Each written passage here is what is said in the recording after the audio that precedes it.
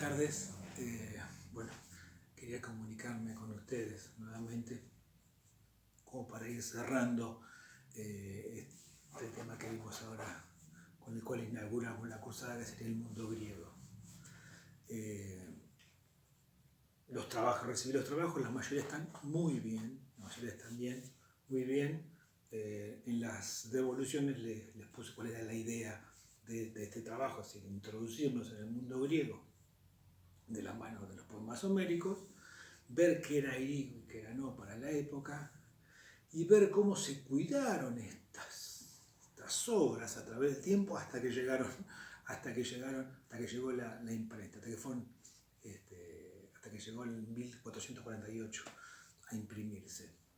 ¿Qué pasó con él? Y también ver cómo distintas piezas de museos, distintas piezas reflejan acciones que cuenta Homero, que son las que analiza Vidal Naquet. Esto más o menos sería el trabajo anterior. Vimos otra cosa, vimos cómo estas sociedades, este mundo griego va avanzando hacia las polis, y las polis van buscando sus nuevas instituciones, nuevas formas de organización política. Es interesante analizar esto, es cómo en las polis griegas surge un nuevo componente, un nuevo actor político inexistente al momento, que es el ciudadano, el concepto de ciudadanía. Que es un ciudadano, es un individuo libre en una sociedad de iguales. Esto es como lo entendemos nosotros hoy. En esos tiempos ciudadanos eran unos pocos, eran los fundadores de familias patricias, fundadores pastores, jefes de los zoicos, de las familias ampliadas, que se van uniendo para conformar la polis y sus instituciones. ¿Y quiénes van a participar de la cosa pública, de lo que hay que hacer, de la política? Pues los ciudadanos. Aquellos que se incorporaron más tarde, que vinieron después, esos no. Y a medida que va avanzando, no solamente eso, no, sino que van incorporando nuevos hombres y nuevas mujeres que van a ser ¿quién? Esclavos, que van a ser los que van a trabajar la tierra. De ahí se va conformando este modo de producción esclavista que va a caracterizar al mundo mediterráneo durante la antigüedad clásica. Es decir, por un lado, amos dueños de la tierra, y por otro lado, esclavos que trabajan las tierras de los amos. Ahora bien, esto necesita un aparato, esta infraestructura de relaciones sociales, necesita una superestructura política, legal, cultural que lo justifique. Esto es lo que tenemos que ver nosotros. Y cómo se va construyendo eso en las polis griegas. El ejemplo típico de esto sería Atenas, cómo van evolucionando. Ustedes habrán visto en los apuntes que les di cómo fue evolucionando el sistema político ateniense hasta llegar a ser una democracia plena en el siglo de Pericles, en el siglo V, democracia plena. ¿Para quién? Para los ciudadanos. Pero ¿qué pasa? Solamente un 14% de la población eran ciudadanos. Por supuesto, las mujeres no. En su tiempo las mujeres no tenían derechos políticos, ni siquiera tenían derechos civiles. No tenían derechos políticos, no podían participar de la política. Podía haber mujeres muy influyentes y figuras de mujeres que eran diosas. Y mujeres que provocasen guerra, como en el caso de Helena, pero no participaban de la política. Por el solo hecho de ser mujer no se las dejaba participar de la política. Por eso en los esquemas que le mandé habla de hombres libres y esclavos. Los esclavos los dejamos aparte. Esos libres pueden ser ciudadanos y no ciudadanos, y estos ciudadanos pueden ser propietarios o no propietarios. ¿Quiénes van a ejercer el poder y participar de la política? Pues los ciudadanos propietarios de grandes extensiones de tierra que pueden comprar esclavos. ¿Quién era rico? El que tenía muchos esclavos. ¿Para qué? Para poder él dedicarse al ocio creativo y a la política. Mientras otros trabajan, los hombres, por eso Aristóteles dice el hombre es un ser político, porque ellos son hombres. ¿Quiénes? Los que son iguales, igualdad para los iguales, decían ellos. Para nosotros, los demás no son tan iguales, entonces no son ciudadanos. Es decir, la ciudadanía en ese momento era un privilegio. Más que un derecho, era un privilegio para unos pocos. De todas maneras, Atenas avanza hacia una democracia, mientras otra gran polis, que sería Esparta, un caso que vamos a ver ahora, avanza hacia lo que sería un gobierno oligárquico, este gobierno de unos pocos, vamos, sin participación del demos, que sería el pueblo, ¿no? Democracia es gobierno del pueblo. Bien, Atenas sería el caso típico de modo de producción esclavista. El caso espartano es un caso típico digno de analizar, les cuento someramente, más o menos así. Los espartanos y dorios invaden la llanura de Laconia y someten a los pueblos originarios de esa llanura. Es un caso de sometimiento de extranjeros. Los extranjeros someten a los que vivían, los que estaban habitando ahí. Por lo tanto, para mantener esa dominación, tiene que ejercer un aparato represivo y una sociedad muy rígida, un esquema muy rígido de represión. Por eso es tan bélica, militar, la educación de los espartanos. Se asocia a Esparta a la guerra porque por una necesidad de mantener oprimido a este pueblo originario de la región de Laconia, que van a ser llamados hilotas, que son los que van a trabajar la tierra, en una especie de servidumbre perpetua. Hay muchas discusiones de cuál es la categoría de los hilotas. Hay quien dice, los últimos trabajos, más o menos los últimos que leí yo, y los más interesantes, es lo que dicen que el hilotismo es una especie de esclavismo no desarrollado. No llegan a ser esclavos de tal porque no se compran ni se venden, sino que están adscritos a la tierra, están unidos a la tierra. ¿Por qué? Porque esa tierra no era también de propiedad privada, sino que era del Estado espartano que la repartía entre los espartanos que participaban de ese Estado. La tierra se repartía y los hilotas para trabajarla. Para mantenerlos sometidos, subsumidos, hacía falta este aparato represivo y por eso cada tanto hacían razzias, que sería que avanzar, invadir las aldeas de los hilotas, secuestrar a los más fuertes, a los más valientes, a los posibles líderes de alguna rebelión y ejecutarlos. Tener que atacar a los más fuertes y dejar a los más débiles para que trabajen, porque en este caso sería al revés de los esclavos más fuertes, sino que necesitaban que el peligro era la rebelión constante y permanente. Por eso la sociedad es tan militarizada, la sociedad espartana. ¿Por qué? Pensemos en lo que decía Godelier. ¿Por qué tan militarizada? Porque no había contraprestación. Por lo tanto, nunca lograron el consentimiento del dominado. Me van a decir que no les interesaba. Sí, no les interesaba el consentimiento del dominado, sino que los tenían subsumidos solamente con violencia. Este es el caso de los hilotas. El caso, como le dije, el caso de Atenas es más clásico, es un esclavismo más clásico y con un avance hacia la democracia, a una especie de igualdad entre los ciudadanos, que eso se logra en el siglo V. Por supuesto que las mayores igualdades entre todos los ciudadanos se logran en la época de bonanza, en épocas de crisis, de estasis. Los poderosos se quedan con el manejo de los destinos. Por eso se habla de tiranía de Pisístrato, ¿no? Se habla de tiranos, que son los que gobiernan por fuera de las normas, de las leyes. Cada tanto necesarios ellos ante momentos de emergencia. Eso por un lado. Ahora, el éxito de estas dos ciudades, el propio apogeo, la propia bonanza de estas ciudades, paradojalmente, si fuera una paradoja, va a llevar a que se tengan que enfrentar al ser que cabezas de dos imperios, la Liga de Delos y la Liga del Peloponeso. Se van a enfrentar Atenas y Esparta en la famosa guerra del Peloponeso y van a devastar absolutamente la península griega. Todo el esplendor del siglo V a.C., el siglo de Pericles, las artes, el teatro, todo lo que nosotros podemos tener como herencia de esto, queda absolutamente devastado.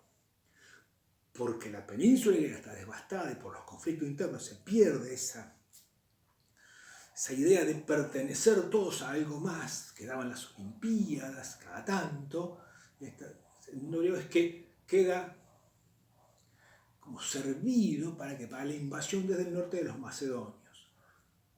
Primero Filipo II y después su hijo Alejandro.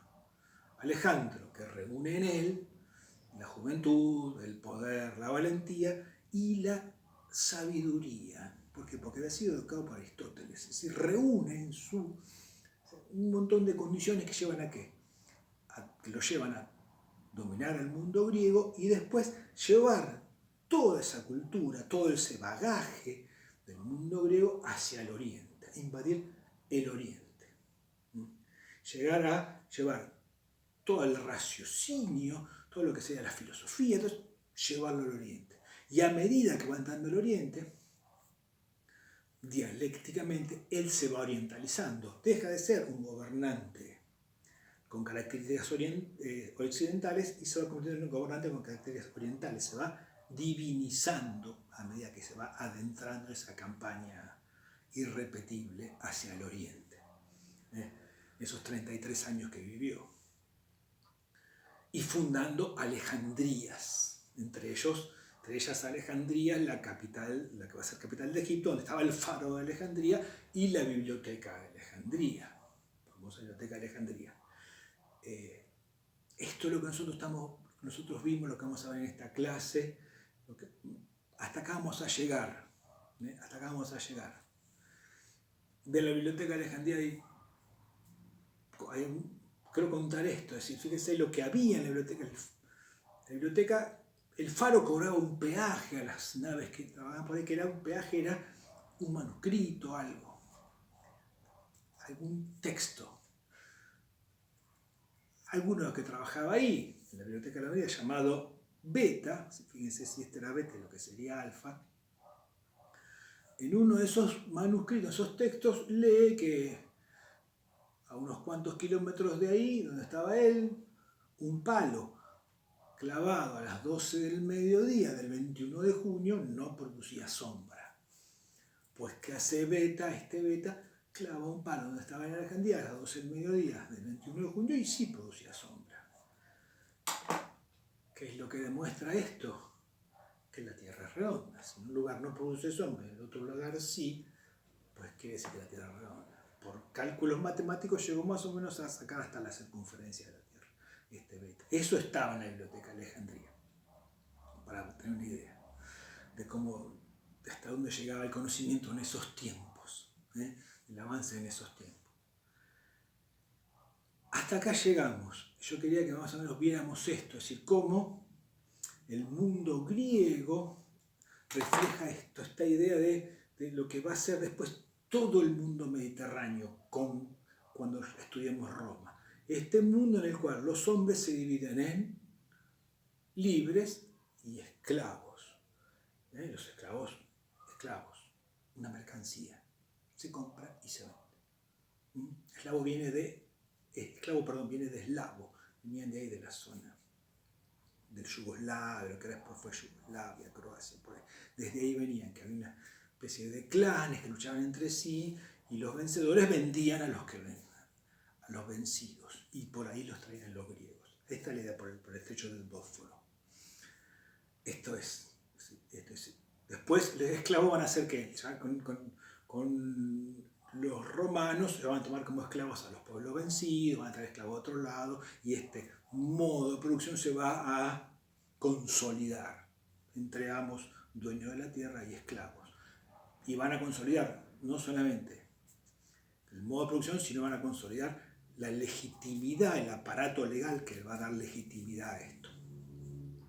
Esto es lo que está en la infraestructura. En esta superestructura están estas instituciones políticas y está también la cultura, de la cual nosotros abrevamos, esta cultura griega, es decir, el paso del mito a la razón, la filosofía, las matemáticas, las ciencias, el teatro, la escultura, las esculturas, la arquitectura griega, todo lo que los griegos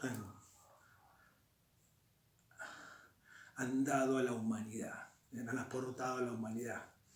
Hay un historiador que decía que Los romanos decían de sí mismos que al lado de los griegos ellos eran enanos en hombros de gigantes. Los romanos eran enanos en hombros de gigantes. Muy llamativa esta frase, ¿por qué? Porque ellos eran enanos al lado de los, pero estaban en hombros, estaban más altos, habían llegado más alto que estos gigantes, los romanos, que vamos a estudiar apenas volvamos de las vacaciones. No les vamos a dejar tarea, porque vacaciones son vacaciones, solamente que busquen 5 piezas de museo que hayan sido producidas en este mundo griego. Que ustedes que la tienen que hacer, que es catalogarla, es decir, qué tipo de pieza es, dónde se encontró, de qué época y dónde está. Elijan 5 piezas. Busquen 5 piezas de museo en algún lugar del mundo. Que esté. Yo les doy un ejemplo, la Victoria Samotracia, que está en el Louvre. Ese es el ejemplo. La Victoria Samotracia, autor anónimo, no sé, se encontró, simulaba ser un espolón de proa, simula ser, bueno, está ahí, no sé cuánto mide, como 4 metros, bueno, una descripción de una pieza de museo, la carrera es museología, elegir 5 piezas del mundo griego, hacer como una ficha de esas 5 piezas. Búsquenla, tienen tiempo para hacerlo, eso, nada más, ninguna tarea. Sí, como tarea, como sugerencia, que vayan viendo toda película de la antigüedad que se les cruce, mírenla, todo sirve, como le decía la otra vez, desde Troya, Ulises la Vieja. Ahora, sería buena Gladiador, es interesante Gladiador, es una muy buena película, y con más tiempo, sí, que vamos a hacer un trabajo práctico, la segunda o tercera clase, que volvamos después de las vacaciones, sí busquen de la película El nombre de la rosa. Sobre el nombre de la rosa vamos a hacer un trabajo. Así que ahí sí, no es que la vamos a mencionar nada más como una ayuda, no. Sobre el nombre de la rosa vamos a hacer un trabajo. Así que sería interesante que la vaya buscando. Yo voy a ver si la puedo bajar a un lado y mandárselas, pero por las dudas que la vayan teniendo para atender ese trabajo. Yo ahora me despido, espero que pasen un muy buen receso y que le vaya muy bien. Quería decir esto, no hay tarea. Sí voy a dejar en el foro algunas consignas para que participemos un poquito más y nos vayamos conociendo y vayamos, cualquier inquietud, no tengamos temor de decir qué nos parece la acusada, qué nos gustaría hacer, que estoy conforme, que estoy desconforme. Estoy acá también para pedirle disculpas por las insolvencias que puedo tener en esta. No estoy acostumbrado, como creo que ningún docente, a dar clases de esta manera. Es realmente ingrato dar clases de esta manera. Uno que está acostumbrado a dar clase. Dar clase es el aula. El sentido del docente es el aula. Entonces, cuando no está en el aula, no se siente. Lo más lindo de ser docente es el aula. No sacaron lo más lindo. Bueno, espero que vuelva pronto y mientras tanto, tratar de mejorar para que la cursada sea lo mejor posible. Vuelvo a pedirle disculpas por las insolvencias que puedo tener. Es difícil también elegir el material, qué tipo de material, no los conocemos, no los puedo ver cómo lo están manejando. Es realmente muy difícil si voy más a fondo, busco materiales más complejos, más complicados. Y también tengo que hacer un recorte en cuanto a los contenidos. En estos 15 días voy a tomar bien para ver qué contenidos vamos a priorizar en el segundo cuatrimestre. Les mando un saludo, que lo pasen muy bien y bueno, ojalá podamos vernos pronto. Un abrazo, chicos, a todos.